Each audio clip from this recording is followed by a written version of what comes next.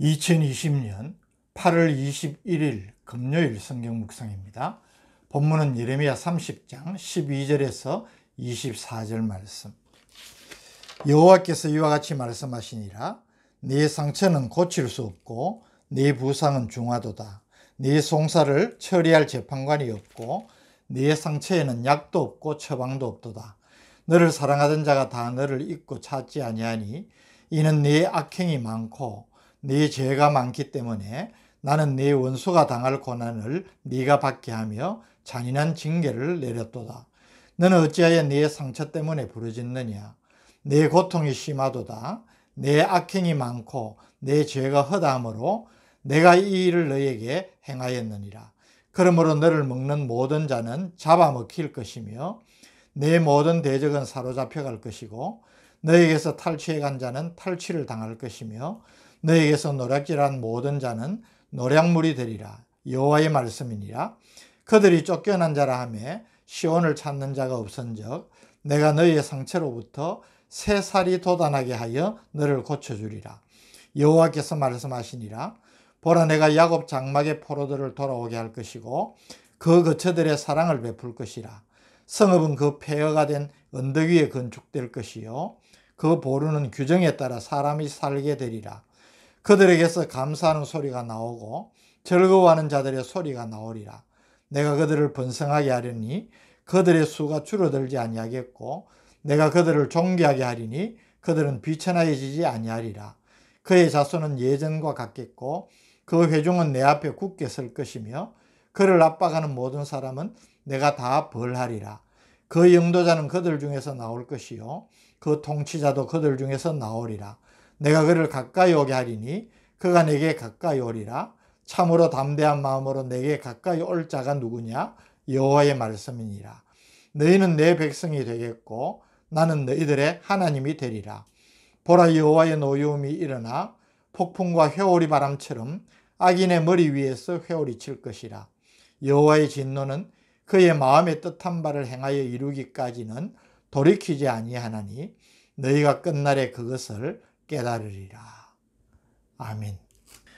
소위 위로의 책으로 불리는 30장에서 33장에 계속되는 부분으로 압달락에 이어서 선민 이스라엘에 대한 하나님의 회복 약속을 보여주고 있습니다. 12절에서 17절은 자신들의 범죄로 인해서 하나님의 심판으로 인한 징계로 처참한 상황에 처한 이스라엘을 치유불능의 상처를 입은 환자로 비유하면서 그럼에도 불구하고 하나님께서 다시 그들을 치유하고 회복시키실 것을 약속하는 말씀입니다. 12절 여호와께서 이와 같이 말씀하시니라. 내 상처는 고칠 수 없고 내 부상은 중하도다. 13절 내 송사를 처리할 재판관이 없고 내 상처에는 약도 없고 처방도 없도다.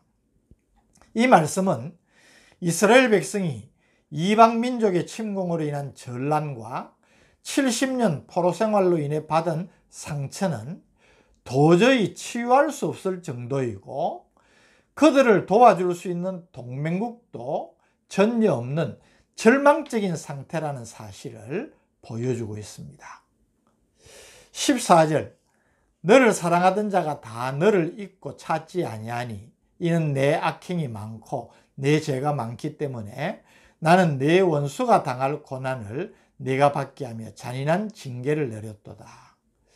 여기 너를 사랑하던 자는 애굽을 비롯한 유다의 동맹국들을 가리키는 말입니다.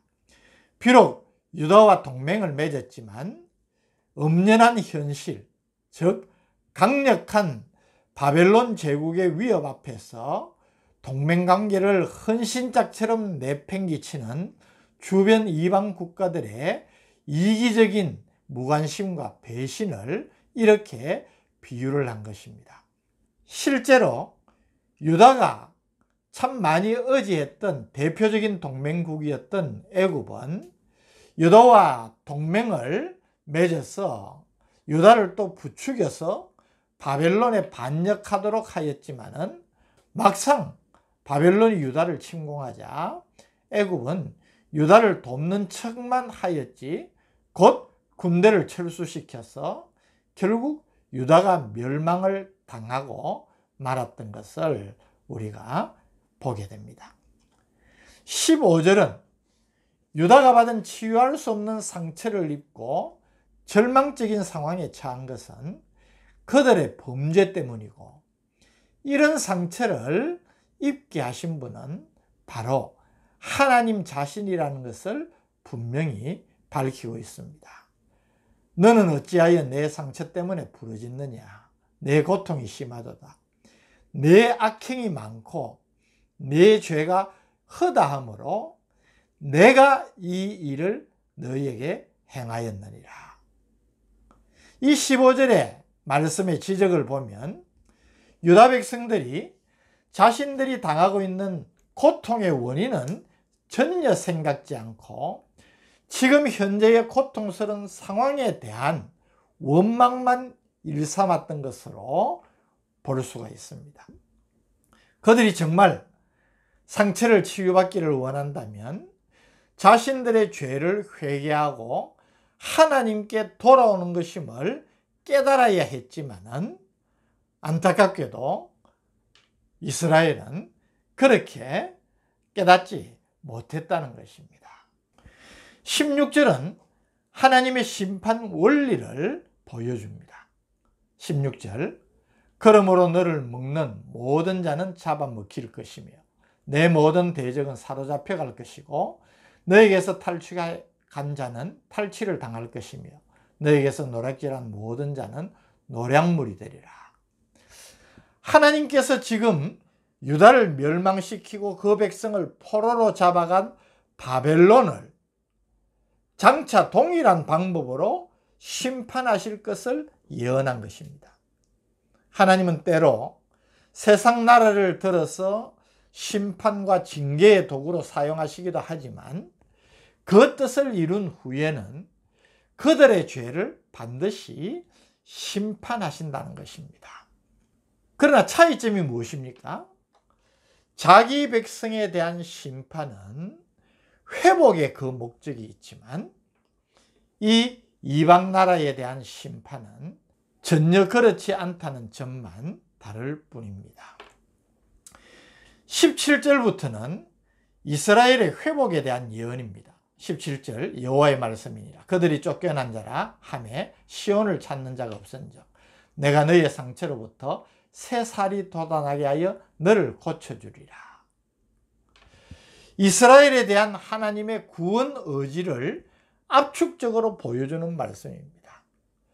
인간적인 방법이나 수단으로는 도저히 치유가 불가능한 상처를 입은 저들이지만 하나님께서 내가 너의 상처로부터 새살이 돋아나게 하여 너를 고쳐주시겠다고 하나님께서 약속을 하시는 것입니다.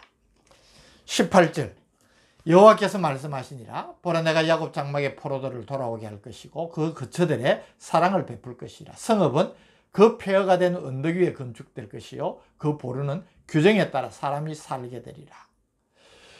지금 바벨론에서 포로 생활을 하는 유다 백성을 귀환시키고 바벨론의 침공으로 말미암아 황폐화된 성읍들이 재건하게 될 것임을 예언하고 있는 것입니다. 또 19절, 그들에게서 감사하는 소리가 나오고 즐거워하는 자들의 소리가 나오리라. 내가 그들을 번성하게 하리니 그들의 수가 줄어들지 아니하겠고 내가 그들을 존귀하게 하리니 그들은 비천하여지지 아니하리라.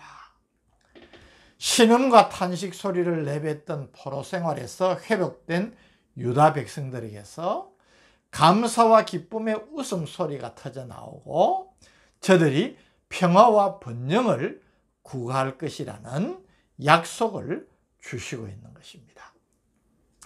20절, 그의 자손은 예전과 같겠고 그 회중은 내 앞에 굳게 설 것이며 그를 압박하는 모든 사람은 내가 다 벌하리라.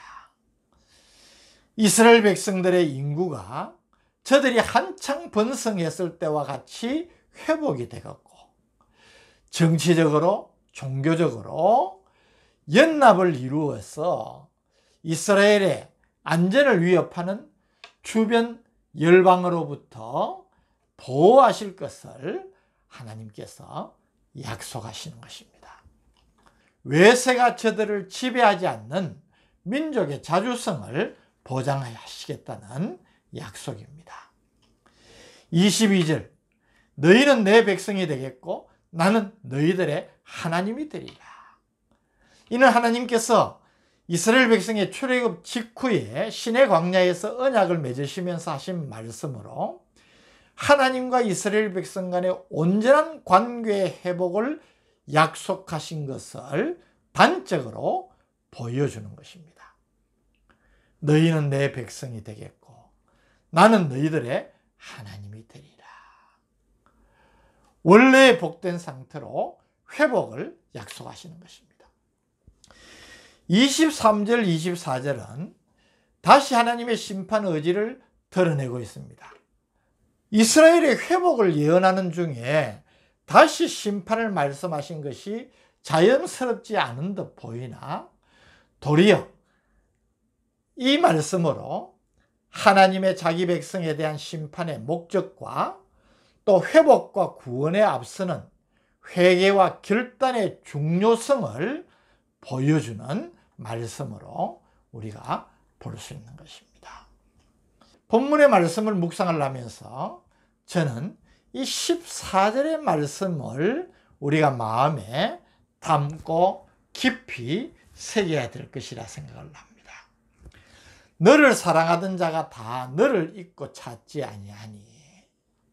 이 말씀은 앞서 제가 말씀드렸던 것처럼 애굽을 비롯한 유다의 동맹국들을 상당히 의지하였지만은 그들이 다 유다의 힘이 되지 못했다는 것입니다. 유다가 그들에게 상당한 기대를 가지고 저들을 의지하였지만은 저들은 전혀 저들의 도움이 되지 못했다는 것입니다. 우리에게 어떤 교훈을 줍니까? 우리가 어떤 고난을 당할 때에 세상을 의지하지 말아야 된다는 것입니다. 세상이 우리의 힘이 아닙니다. 도움이 될 것 같으나 도움이 될 수가 없는 것입니다. 우리는 이런 착각에 빠지지 말아야 됩니다. 시편 146편 3절에서 5절은 귀인들을 의지하지 말며 힘 있는 자들입니다. 도울 힘이 없는 인생도 의지하지 말지니 그의 호흡이 끊어지면 흙으로 돌아가서 그날에 그의 생각이 소멸하리로다. 아무 도움이 안 된다는 것입니다. 야곱의 하나님을 자기의 도움으로 삼으며 여호와 자기 하나님에게 자기의 소망을 두는 자가 복이 있도다. 환난 날에 고난 가운데에서 우리의 힘이 되시고 우리의 방패가 되실 분은 하나님밖에 없다는 것입니다. 이것이 바로 온전한 믿음 아니겠습니까? 오늘 다시 한번 우리 자신의 삶을 돌아보면서 헛되고 무익한 것을 의지하고 그것에 기대어 살아가는 우리가 아닌지 다시 한번 살피면서 하나님만 의지하고 바라보고 그 하나님을 경외함으로 하나님께로부터 오는 참된 도우심과 인도하심을 풍성히 누리는 여러분의 삶이 되시기를 진심으로 바랍니다. 거룩하신 아버지 하나님, 오늘도 우리에게 인생의 힘과 도움, 또 우리가 의지해야 할 바는 무엇인지를 바로 깨우쳐 주신 것 감사합니다. 역사의 교훈을 우리에게 주시는 이 가르침, 우리들이 마음에 새기고 하나님만 바라보고 의지하며 나아가는 우리가 되게 하여 주옵소서. 예수님 이름으로 간절히 기도드립니다. 아멘.